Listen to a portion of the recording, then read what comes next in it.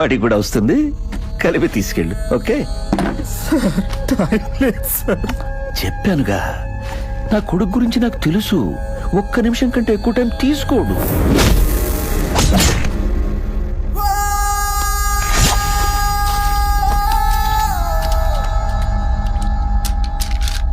నా కొడుకు ప్రాబ్లం కూడా అదే సార్. అంటే రోడ్డు మీద జరిగే వాటిని వదలడు సార్. అలాంటిది వాళ్ళ బాబాయ్కి ఏమైనా జరిగితే ఊరుకుంటాడా సార్? ఏం చేస్తాడు? మీ కింద పని చేసేవాడిని మీ మేలు కోరి చెప్తున్నాను సార్.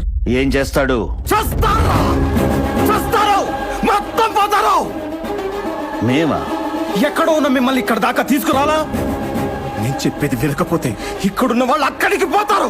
రేయ్ ధనుష్, వీడికి ఏదైనా అయితే మనల్ని చంపేస్తాడంట. ముందు వీడిని చంపేరా.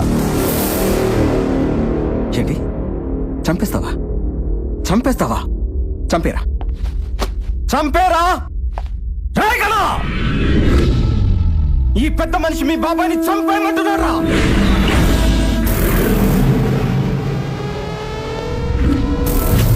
బాబాయ్ని చంపేయమంటున్నారా?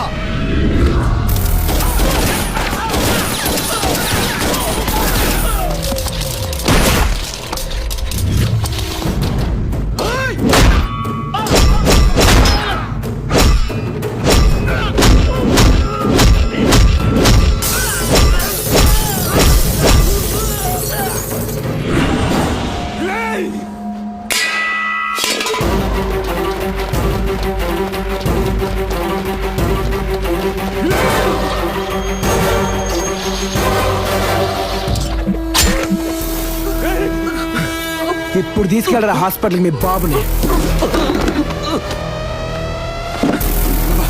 రెండే నిమిషాలు బాబా. నీ కొడుకు నేను చెప్పిన నువ్వు ఉంటున్నావు బాబా. గుర్తుంచుకో, నువ్వు లేకపోతే నేను ఉండలేను. నిన్నెలా పోనిస్తాను బాబా? రెండే నిమిషాలు అంతే. కొడక, నేను పోతే నీ బాబుని తీసుకెళ్ళి, నువ్వు పోతే నా బాబాయ్ నేను తీసుకెళ్తా. చావును వాడుకోవటం నీకు అలవాటు, చావుతో ఆడుకోవటం నాకు అలవాటు. బాల్ నీది, గోల్ నాది. రా నా కొడక.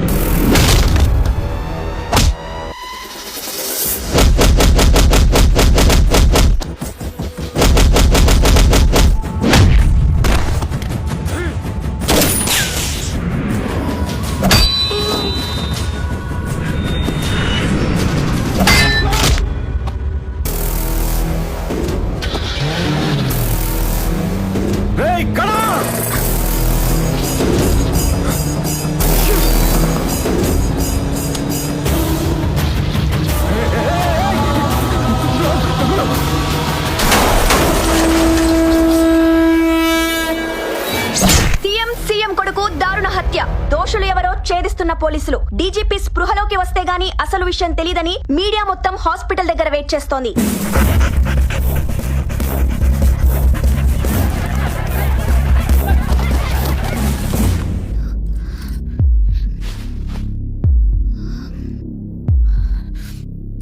ఇద్దరు సేఫ్ సార్, మీరు ధైర్యంగా ఉండండి.